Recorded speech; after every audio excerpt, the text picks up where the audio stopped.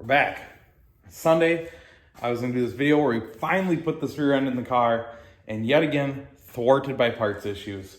I guess it's just part of the deal, buying a rear end that's already built. You don't know exactly what you got or what you need.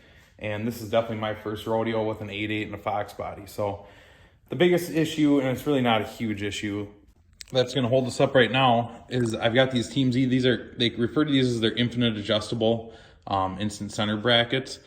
They're really cool with the serrated adjustment on it. But the lowers I bought, as you can see, my spacers are significantly wider. So that's the spacer pushing all the way. It's not a huge deal. Basically what I'm gonna have to do is turn down, I'm gonna have to bring these over to a friend's house and turn these down from here all the way down to about here. And then we should be able to put this in. I've got the uppers figured out. So yet again, we're gonna push the whole install off one more video. But what I wanna talk about today is just a quick 2020 wrap up on the Camaro. It was an awful season. Don't get me wrong, I had a ton of fun. I always do, no matter what happens, but it did not go as planned. So like usual, I did the absolute minimum amount of work to get ready for 2020. At the end of last year at Thunder Valley, we won that event, which was awesome to end the season on that note, but we wrecked the motor and I waited till the last minute to put it back together.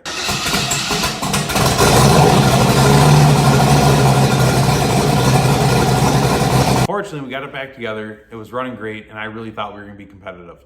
We took it down to I-29, and on the first hit under full power, we wrecked the planetary in it. And this is just kind of me being dumb. I knew that that transmission was not gonna hold up to what we were doing, and I kept telling myself on a no prep surface, the car doesn't get it that hard, I'm on a bias ply, it should be fine. Well, it wasn't. So that's how the year started off. Luckily, we had that spare, we threw it in, we made the call first round, we won first round.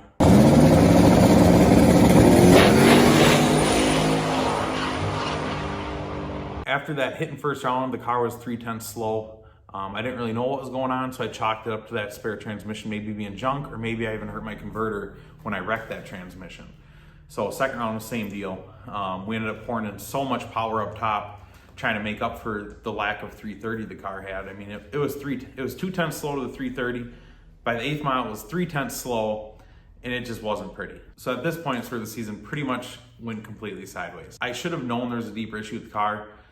In my head, I kept thinking it was a converter, but once season starts, I really like to keep racing. So I just kept forcing the issue. We went to the Rock Falls heads up race. It didn't go well. We got beat second round by Cameron. Same deal, car was 3/10 slow. Didn't know what was wrong with it yet. Did some more testing between the week. Started checking the health of the motor. The motor seemed fine. All the data said it was making the power. So yet again, I turned around and I brought the car to another event. This time I take it to a test day thinking I'm really gonna get this thing sorted out, and it didn't go any better. It was just as slow as it had been all year. So at this point, I'm pretty frustrated. I'm blaming it on the torque converter or the transmission because I can't come up with another answer. But I've put all my money into these first few events, and the car's not working, and I'm kind of running out of cash mid-season. So I shelved the car. I said, I got to save up for like a transmission and a new torque converter, because obviously one of these two items isn't right. Then comes Cash at the Creek. And I haven't ran that event in a few years, but Zach was gonna bring his car for the first time, Matt was gonna bring his car, and I thought, you know what, this could be a lot of fun, hit a local race, because we've been racing down south so much lately. So like usual, I forced the issue. I borrowed Steven's torque converter, which I knew was too tight for the car, but I thought, you know what, at least if the car reacts differently, I know we're onto something. So I make the first hit with this new torque converter, and the thing is still slow. Now this was at the Wednesday night test day before Grove Creek. Luckily, Steven was able to make some time out of his schedule and show up. And after about 14 seconds of Steven helped me with my car, we realized that I made a fatal mistake at the beginning of the year. All of these issues are my fault. Now, I didn't really touch on this a whole lot in any of the videos because it was just kind of whirling with the wrecking the motor shortly after and everything. But what had happened is last year I ran the car with an O2 sensor. I've got that short, it's like 11-inch pipe straight off the turbo for the exhaust. And I kept wrecking O2 sensors. So I just said, screw it, we'll run without it last year. So this spring I was trying to be a good person and put an O2 sensor in this car finally. And I put it in, and I had to kind of chop some wiring and stuff to make it work because I'm too cheap to buy the Holly one.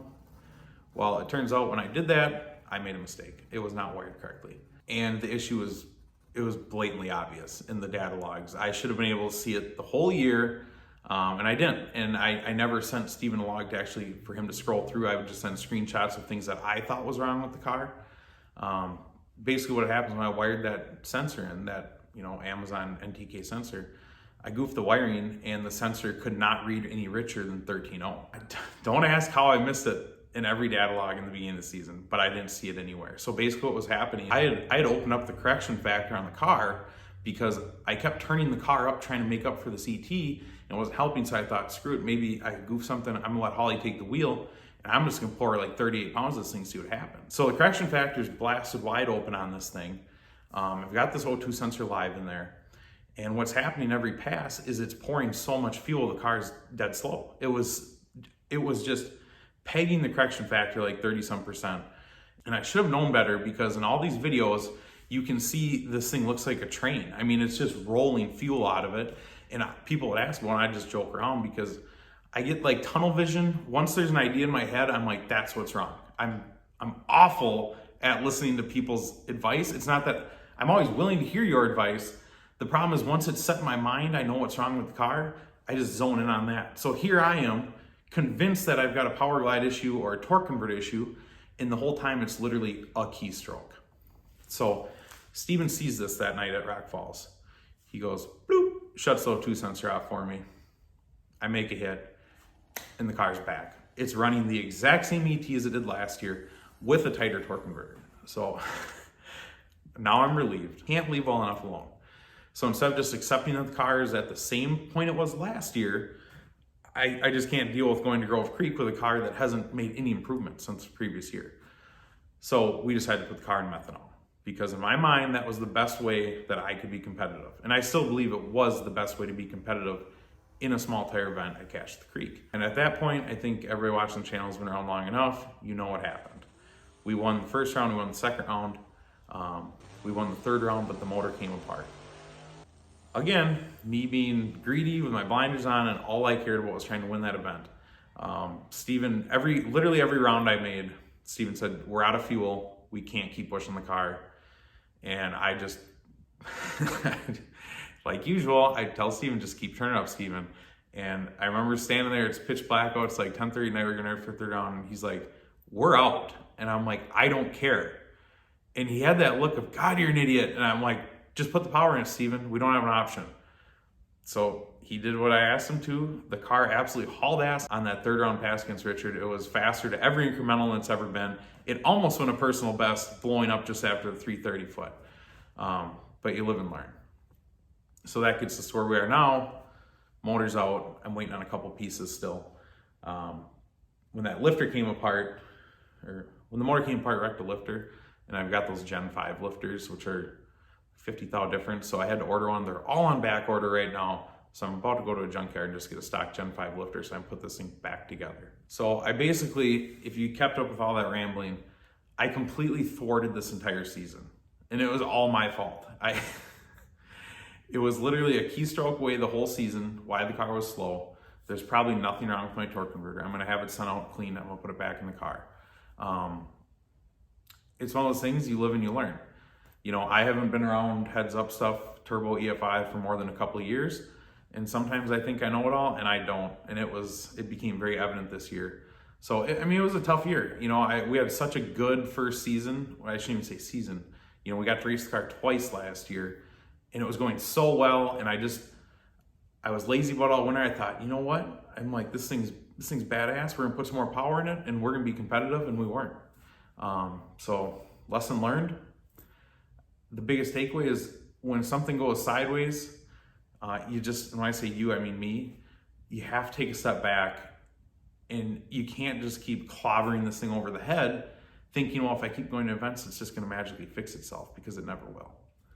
So this winter, I'm gonna send that torque converter out, I'm gonna get it cleaned.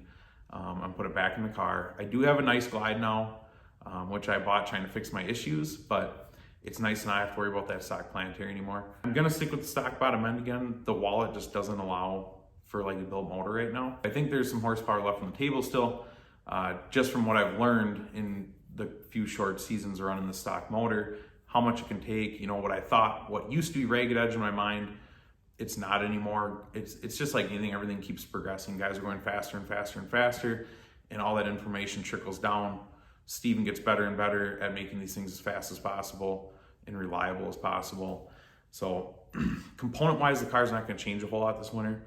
I do have a lot of nice front end parts. It is a death trap right now. It's all stock stuff. It's stock.